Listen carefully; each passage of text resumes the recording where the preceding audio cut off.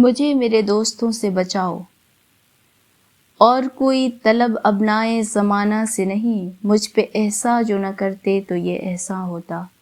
ایک دن میں دلی کے چاندنی چوک سے گزر رہا تھا کہ میری نظر ایک فقیر پر پڑی جو بڑے مؤثر طریقے سے اپنی حالت زار لوگوں سے بیان کرتا جا رہا تھا۔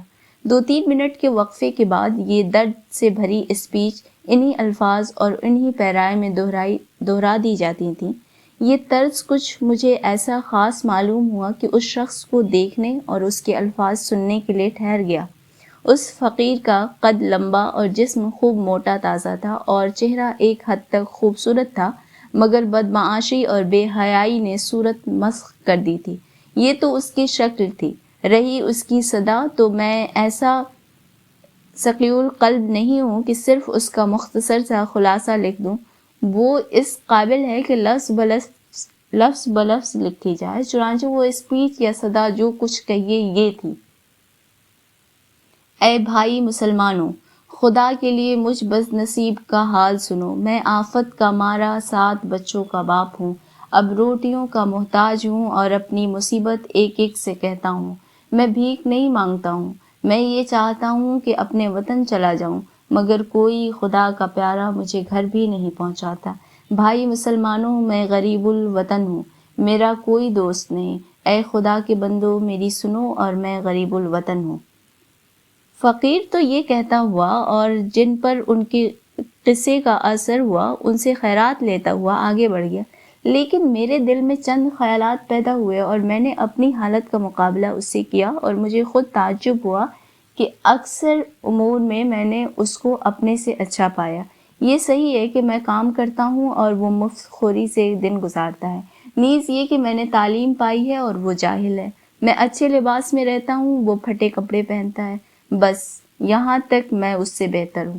آگے بڑھ کر اس کی حالت مجھ سے بدر جہاں اچھی ہے۔ اس کی صحت پر مجھے رشک کرنا چاہیے۔ میں رات دن اسی فکر میں گزارتا ہوں اور وہ ایسے اطمینان سے بسر کرتا ہے کہ باوجود بسورنے اور رونے کی صورت بنانے کے اس کے چہرے سے بشاشت نمایاں تھی۔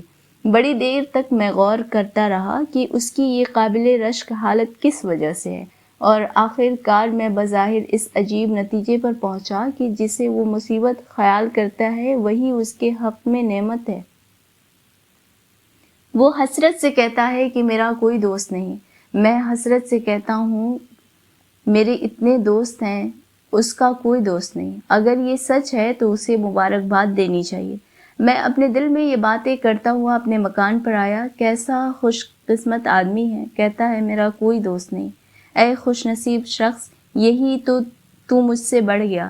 لیکن کیا اس کا یہ قول صحیح بھی ہے؟ یعنی کیا اصل میں اس کا کوئی دوست نہیں جو میرے دوستوں کی طرح اسے دن بھر میں 5 منٹ کی بھی فرصت نہ دیں؟ میں اپنے مکان پر ایک مضمون لکھنے جا رہا ہوں، مگر خبر نہیں کہ مجھے ذرا سا بھی وقت ایسا ملے گا کہ میں تخلیے میں اپنے خیالات جمع کر سکوں اور انہیں اطمینان سے قلم بند کر سکوں، یا جو اسپیچ مجھے کل دینی ہے اسے سوچ سکوں۔ کیا یہ فقیر دن دہاڑے اپنا روپیہ لے جا سکتا ہے اور اس کا کوئی دوست راستے میں نہ ملے گا اور یہ نہ کہے گا بھائی جان دیکھو پرانی دوستی کا واسطہ دیتا ہوں، مجھے اس وقت ضرورت ہے، تھوڑا سا روپیہ قرض دو؟ کیا اس کے احباب وقت بے وقت اسے دعوتوں اور جلسوں میں کھینچ کر نہیں لے جاتے؟ کیا کبھی ایسا نہیں ہوتا کہ اسے نیند کے جھونکے آ رہے ہیں مگر یار دوستوں کا مجمع ہے جو قصے پر قصہ اور لطیفے پر لطیفہ کہہ رہے ہیں اور اٹھنے کا نام نہیں لیتے؟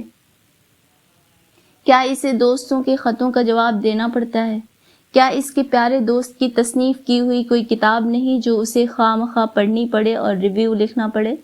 کیا اسے احباب کی وجہ سے شور مچانا اور ہو حق کرنا نہیں پڑتا؟ کیا دوستوں کے ہاں ملاقات کو اسے جانا نہیں پڑتا اور اگر نہ جائے تو کوئی شکایت نہیں کرتا؟ ان سب باتوں سے وہ آزاد ہے تو کوئی تعجب نہیں کہ وہ ہٹا کٹا ہے اور میں نحیف و نازار ہوں۔ یا اللہ، کیا اس بات پر بھی شکر ادا نہیں کرتا؟ خدا جانے وہ اور کون سی نعمت چاہتا ہے۔ لوگ کہیں گے کہ اس شخص کے کیسے بیہودہ خیالات ہیں، بغیر دوستوں کی زندگی دوبھر ہو جاتی ہے اور یہ ان سے بھاگتا ہے، مگر میں دوستوں کو برا نہیں کہتا۔ میں جانتا ہوں کہ وہ مجھے خوش کرنے کے لیے میرے پاس آتے ہیں اور میرے خیر طلب ہیں، مگر عملی نتیجہ یہ ہے کہ احباب کا ارادہ ہوتا ہے مجھے فائدہ پہنچانے کا اور ہو جاتا ہے مجھے نقصان. چاہے مجھ پر نفری کی جائے مگر میں